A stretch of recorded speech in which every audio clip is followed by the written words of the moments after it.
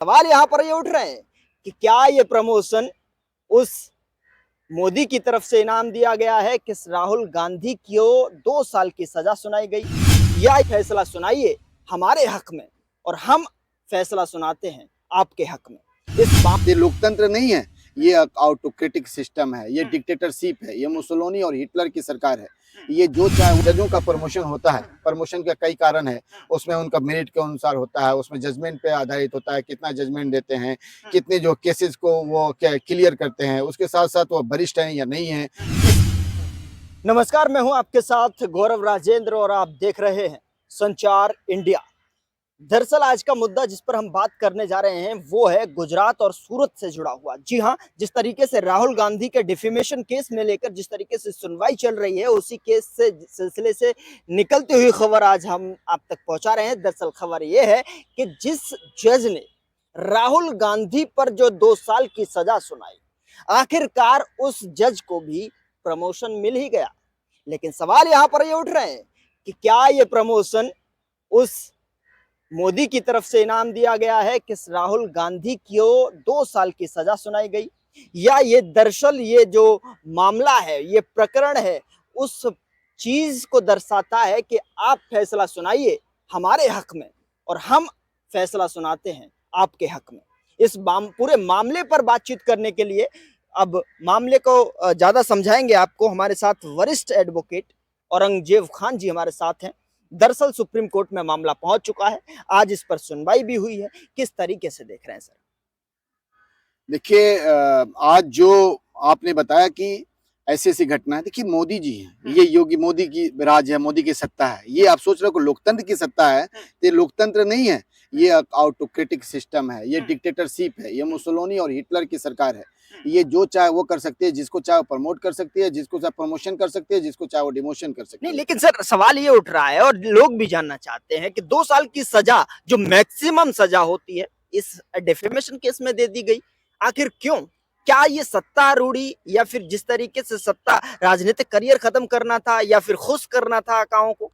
देखिए सर, पहले नंबर की ये तो बनता ही नहीं है केस। देखिए केस कहीं और कंप्लेन होता है, केस का कहीं और आता है, उसके बाद से केस कहीं और आता है, उसके बाद से इसमें स्टे ले लिया जाता है। स्टे लेने के बाद से जो जैसे ही अंबानी अडानी का केस आता है, उस केस आने के बाद से तुरंत इसको जो है ओपन किया जाता है। ओपन करने के बाद से with in week Rahul ji अब बोलना स्टार्ट करते हैं, अंबानी की पोल खोलना स्टार्ट करते हैं, अंबानी के बारे में बताना स्टार्ट करते हैं और पब्लिक जो है सुनना स्टार्ट करती है। तो मोदी जी को ये डर लगता है कि क्या पता कहीं अंबानी के बारे में ये बता दें, क्या पता कहीं जनता जाग जाए, क्या पता कहीं ये लोकतंत्र है, लोकतंत्र में लोग की कब लोग जाग जाए कोई उसके पता नहीं है। तो इसलिए उन्होंने क्या किया कि तुरंत ओपन करवाया। ओपन कराने के बाद से तुरंत जो उस पर सुनवाई की और सुनवाई करने के बाद से जो करना था वो तो आप जानते ही हैं और पूरी देश जानती है, पूरी दुनिया जानती है कि उसने क्या किया। लेकिन रही बात यहाँ पे प्रमोशन का, तो ये इनकी सरकार है, कब किसको जो है मरवा दें, कब किसके साथ क्या कर दें अभी सुनने। जैसे मैं नहीं बोलता हूँ, ये पत्रकार बोलते हैं। आपने सुना होगा सोहराबुद्दीन केस में कि लोया क्या जो है उसमें उन्होंने जजमेंट देने वाले थे और पता चल रहा था कि वो ये अमित शाह के खिलाफ में होगा।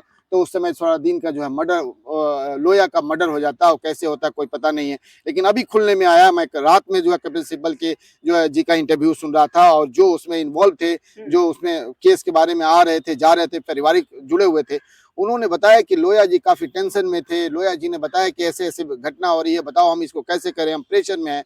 और उनके साथ कुछ दिनों बाद उनके साथ एक ऐसी अनहोनी होती है, उनकी मर्डर हो जाता है और पता ही नहीं चलता है किसने मर्डर किया था। सेम इसी कंडीशन में आप देखो कि अगर जजेज, लेकिन यहाँ मर्डर नहीं हुआ सर, यहाँ प्रमोशन हुआ है। मैं वो बात यहाँ प्रमोशन, अब यहाँ पे देखो जजेज डरे हुए हैं कि जजेज क्या कर सकते हैं। लेकिन यहाँ पे ये क्या करते हैं, बीजेपी एक ऐसी पार्टी है कि वो किसी चीज को गंदगी फैलानी होती है, देश को तोड़ना, अच्छा कुछ भी करना होता तो 20 साल से 10 साल पहले से वो एक प्लानिंग करती है। उसी प्लानिंग का ये भी एक पहलू है। इन्होंने क्या किया कि जिस जज का जो है मेरिट नहीं है, देखिए जजों का प्रमोशन होता है, प्रमोशन के कई कारण है, उसमें उनका मेरिट के अनुसार होता है, उसमें जजमेंट पे आधारित होता है, कितना जजमेंट देते हैं, कितने जो केसेस को वो क्लियर करते हैं, उसके साथ साथ वो वरिष्ठ हैं या नहीं है, इस सब को देखा जाता है। उसमें पॉइंट मिलता है, उस पॉइंट के अनुसार जिसका सबसे हाईएस्ट पॉइंट होता है उसमें उनको शामिल किया जाए, उसके साथ साथ रिजर्वेशन भी होता है।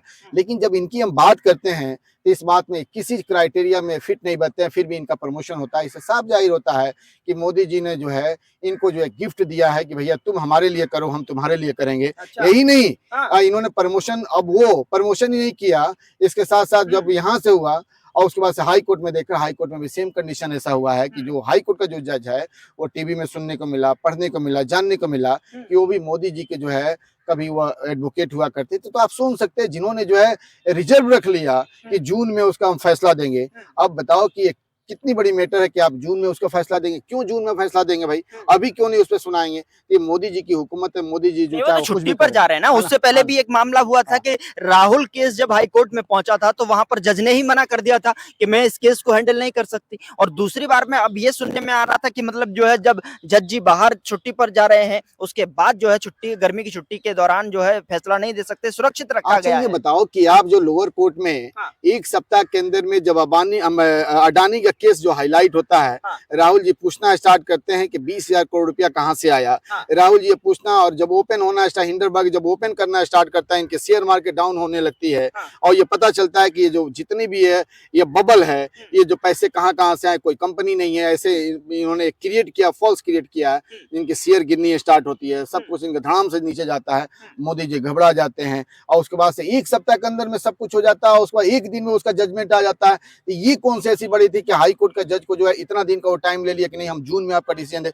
होता है मैटर में ऐसा होता है कि भाई लंबी फाइल है, लंबा समय लगता है, कोई और भी मैटर है तो पेंडिंग है तो उस मैटर के बाद क्या था, लेकिन ये मैटर आपको अर्जेंट नहीं दिखता है। ये मैटर जो है एक देश के जो है एक सांसद की बात है, बात के साथ साथ एक ऐसा लीडर है जो विश्व के एक जो नाम माने जाना एक लीडर है, जिसका एक नाम है, जो आपके खिलाफ में आवाज उठाता है, पब्लिक के साथ जुड़ा हुआ है।